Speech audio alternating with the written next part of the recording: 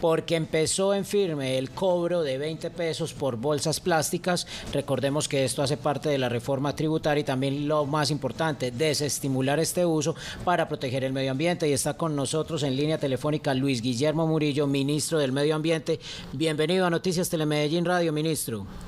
Muy buenos días y muchas gracias por esta oportunidad de hablar con usted y con el panel de Telenoticias Medellín.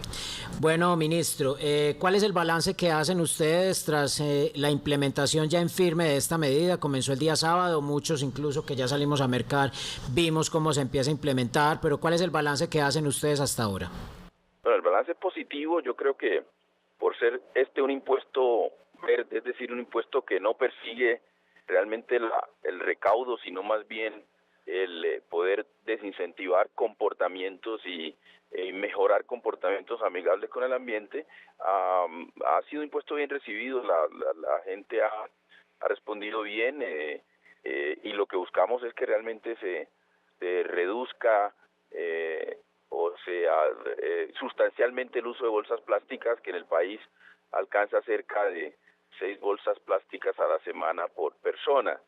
Y las grandes superficies ya tienen cierta experiencia en el manejo de estos temas y han aplicado el impuesto de manera muy transparente. Aparece en la factura el pago de este impuesto por las bolsas plásticas. Sin embargo, vamos a tener que avanzar en colaboración con los gremios, con FENALCO, con las cámaras de comercio, para hacer jornadas de capacitación con establecimientos medianos y pequeños que nos permitan lograr que se aplique correctamente el impuesto a las bolsas plásticas. Este impuesto hace parte de un grupo de impuestos verdes que por primera vez se empiezan a aplicar en el país a partir de lo que aprobamos en la reforma tributaria, que incluye también el impuesto al carbono y otra serie de incentivos y desincentivos para lograr metas ambientales. Doctor, dale Juan, dale. Ministro, qué pena. Yo sí tengo una duda así como muy práctica. Digamos, yo estuve mercando este fin de semana y no se veían las bolsas plásticas como era común verlas en las cajas registradoras, sino que por el contrario se veían como esas bolsas llamadas ya de tipo ecológico. También le decían a uno, si usted quiere la bolsa plástica, o sea, ni siquiera se la ofrecen, ya es como la persona la que la pide. Pero sí me quedó como una duda. Digamos, en la sección donde están los lácteos, donde están las frutas y las verduras, sí siguen habiendo estas bolsas plásticas que son las de tamaño pequeño, que son las que ustedes quieren sacar de circulación. Entonces, ¿cuál es la recomendación para la ciudadanía y en este caso también para las grandes superficies? Las bolsas pequeñas que tienen un tamaño menor de 30 por 30 centímetros están prohibidas. Las que aparecen... Se nos fue la llamada. Ministro, vamos a recuperar la llamada. Ministro, no, se cayó la llamada. Ahí ya sonó. Vamos a recuperar la llamada entonces, porque bueno, este tema ha sido bastante polémico, mucha gente... Y esa pregunta de las bolsas pequeñas también, no lo había tenido en cuenta, claro. Claro, no, es que yo fui a mercar y obviamente en la zona de lácteos seguían estando las bolsas transparentes que son por debajo de esa medida, en la zona de frutas y verduras seguían estando esas bolsas ahí para que la gente las coja. Obviamente uno entonces pues no iba tan preparado, porque entonces también tendrías que llevar otro tipo de bolsas para meterlas ahí y luego a la hora de pagar vuelva y saque de ahí para que entonces la gente pague. Entonces creo que pues listo, no nos estaremos llevando los productos en la acostumbrada bolsa grande plástica, ya en esas bolsas ecológicas que son como tejidas, pero entonces en estas secciones que de hecho FENALCO, como él ya nos estaba adelantando, ya hay un trabajo que se pretende hacer de capacitación con las tiendas de barrio, con esos pequeños, digamos, establecimientos de comercio que no están tan preparados para este tipo de cosas, pero también una constante es que uno veía mucha gente saliendo ni siquiera con bolsa, prefería llevarlas así en sus manos recogida.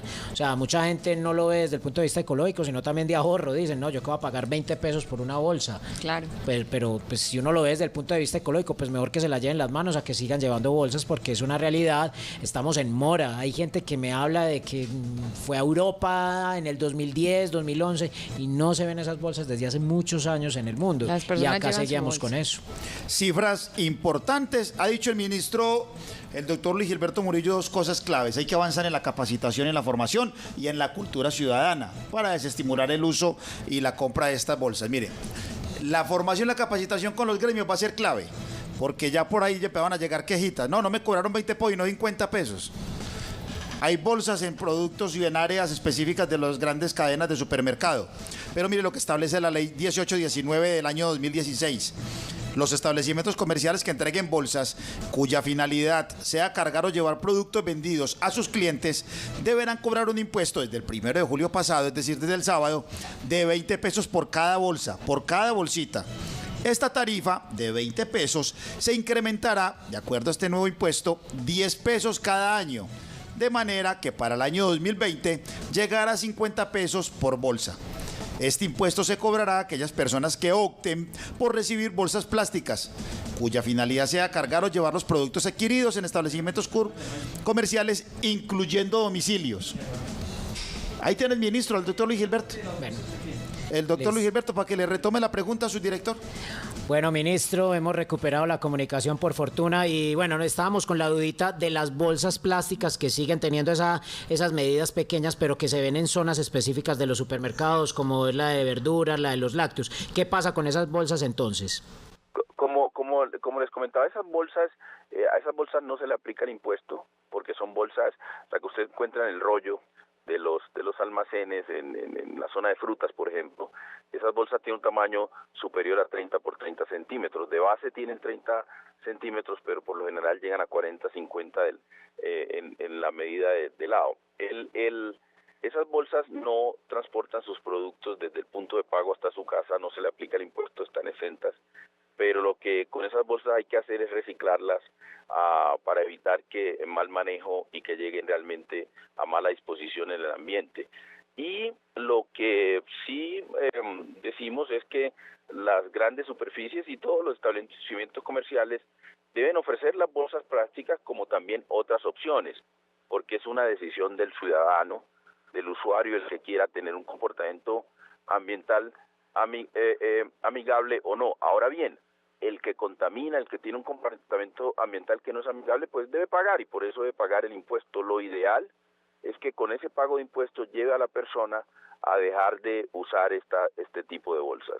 Y también se debe iniciar una transición con la industria, sobre todo la industria del plástico, para que realmente haga una transformación industrial, una reconversión industrial que permita producir bolsas ecológicas.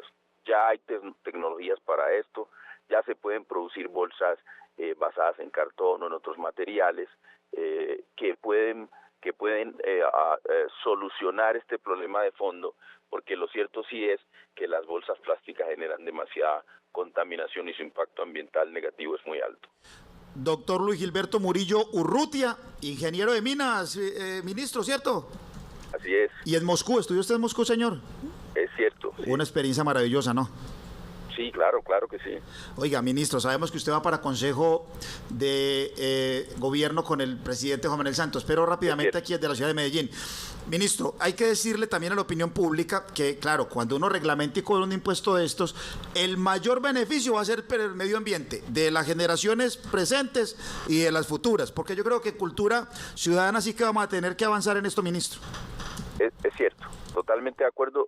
Usted puede tener muchas regulaciones, puede tener a muchas personas haciendo control, pero si no hay un cambio en lo que tiene que ver con cultura ciudadana, es muy poco el efecto que puede tener. Sin embargo, hay que resaltar que con las políticas que hemos aplicado desde el año pasado, la ciudadanía ha mejorado mucho su comportamiento en ese tipo de acciones. Por ejemplo, se disminuyó el uso de bolsas plásticas, la compra de bolsas plásticas en un 27% en las grandes superficies, y eso es una buena señal de que la ciudadanía quiere colaborar, está comprometida.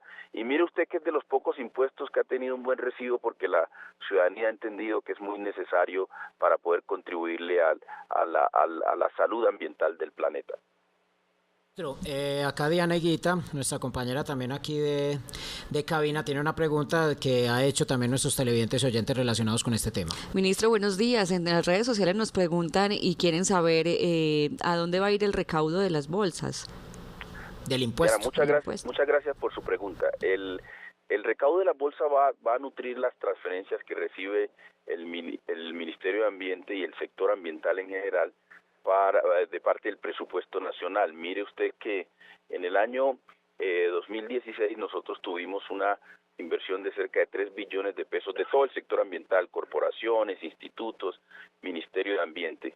Y para el año 2017 y 2018, este año y el año entrante, vamos a tener una inversión cercana a los 10 billones de pesos, es decir, que estamos aumentando promedio año entre 1.5 y 2 billones de pesos, que provienen de estos recursos y sobre todo también del impuesto al carbono. Sin embargo, hay que resaltar que lo que queremos es que ojalá no tengamos que invertir esos recursos en recuperación ambiental, sino que la misma actitud y el mismo trabajo de la ciudadanía y las empresas lleva a que recaudemos menos y que realmente el ambiente esté en un mejor estado. Ministro, aquí me hacen una pregunta, incluso es una colega de nosotros, aquí una compañera de trabajo, Manuela Esteves, que yo también me le uno a esta pregunta. ¿Cuál es la recomendación para los padres de familia? ¿Qué hacer con los pañales? Normalmente los pañales se guardaban en bolsas muy pequeñas cuando están usados, y también con las heces de los animales, que normalmente los propietarios de los animales salen a las calles con bolsas muy pequeñas para recoger esto. ¿Cuál va a ser entonces la recomendación para este tipo de casos? Bueno, nuestra recomendación es que no se utilicen la... Ay, justamente se nos volvió a caer. No, Ministro, qué pena. Volvemos a responder porque se nos perdió el audio un momento. Ministro. O si es un tamaño superior, pero hay que reciclarlas. Por eso esto va acompañado no solamente de la medida del impuesto a la bolsa, sino también de que las familias puedan hacer clasificación en la fuente, en sus hogares, y que las empresas de recolección de basuras y todas las asociaciones de recicladores, etcétera, todos los que están en la cadena, nos garanticen que este reciclaje se mantiene en la cadena. Ese es un trabajo adicional que estamos haciendo desde la política pública. Ministro, qué pena, es que se nos cayó el audio justo cuando empezó a responder. Entonces, ¿cuál es como la recomendación a los padres y a los propietarios de los perros que normalmente usaban bolsas pequeñas para recoger las heces, digamos, en los parques, en vías públicas, o cuando botaban un pañal ya usado, obviamente? La primera, que el pañal debe reciclarse en contenedores especiales y hacer clasificación en la fuente.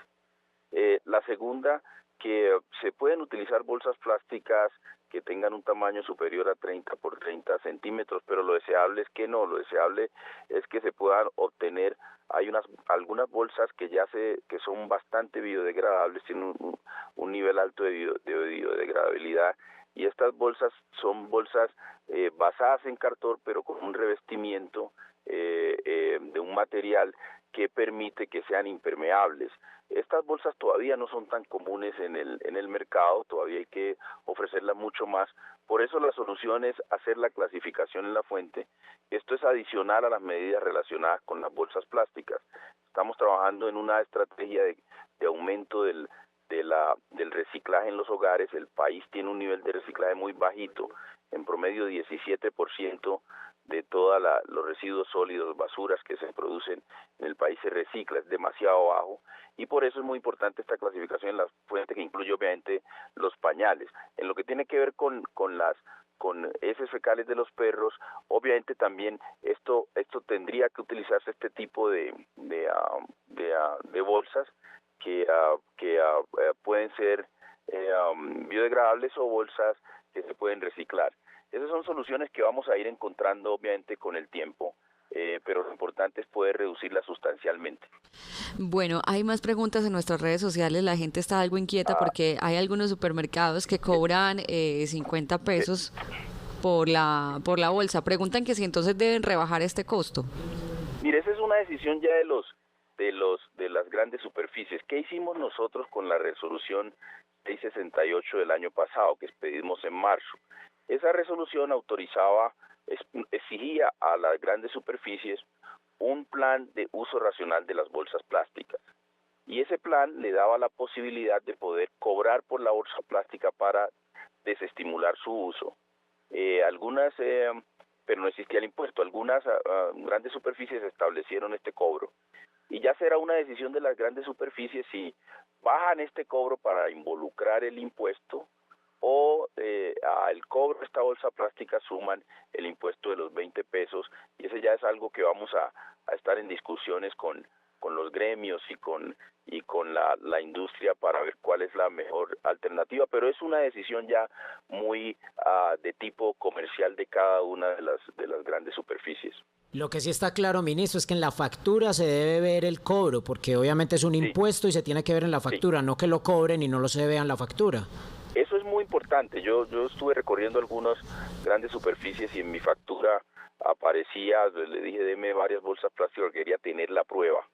Y aparecía en la factura el número de bolsas y el valor del impuesto. Eso es muy importante porque las grandes superficies y todos los establecimientos comerciales son retenedores de este impuesto y la prueba obviamente es la factura que permitirá la transferencia de estos recursos a la DIAN.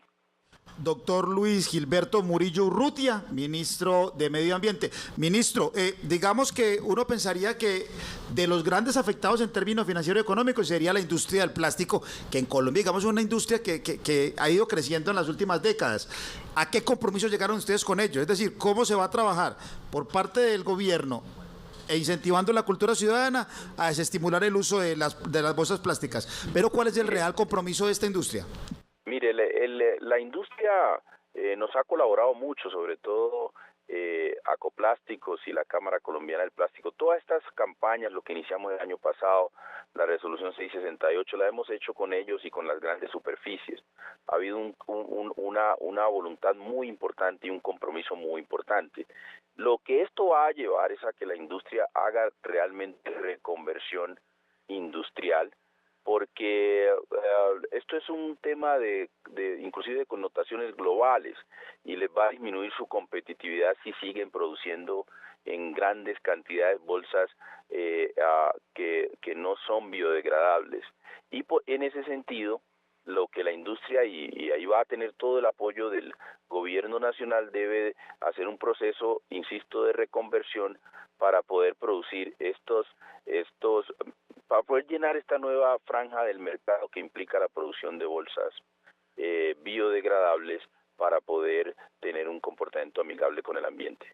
Ministro, con su venia, ¿qué recuerda de San Juan? Hombre, es que aquí yo estoy leyendo parte de su hoja de vida y me dice, nació en San Juan, un pueblito chocoano cerca de Andagoya. ¿Qué tal es San Juan? Antógenos. Bueno, el medio San Juan en Andagoya es un pueblo muy pequeño, de cerca de 3.000 habitantes, 4.000 su cabecera municipal. Y pues es un típico pueblo del Chocó, a orillas del río, queda exactamente en la desembocadura entre el río Condoto y el río San Juan, muy golpeado por la extracción ilícita de minerales, y el medio San Juan, en la parte ya cercana al litoral de San Juan y Buenaventura, muy golpeado también por cultivos ilícitos. Es un municipio muy complejo desde el punto de vista del posconflicto, pero ahí están los mejores recuerdos de la niñez, en los recorridos por la selva, etcétera. Es un pueblo de la selva, realmente. El ministro estaba aquí en la ciudad de Medellín en muchas ocasiones. La última vez tuvimos contacto con usted, ministro, en área metropolitana. Oiga, ministro, es que usted es muy modesto y muy humilde. Usted, le voy a contar hoy que regresan 8 millones de estudiantes a las aulas, que el ministro, el doctor Murillo, fue uno de los personajes, de los estudiantes que mejor pruebas de IFEX sacó. ¿Cuánto fue que sacó, ministro? De un puntaje de 400, señor. Eso siempre la gente lo recuerda mucho. No, fue un puntaje modesto de, creo, 350, pero lo que llamó la atención fue que fue en un pueblito. Yo siempre hice todo mi bachillerato ahí en Andagoya.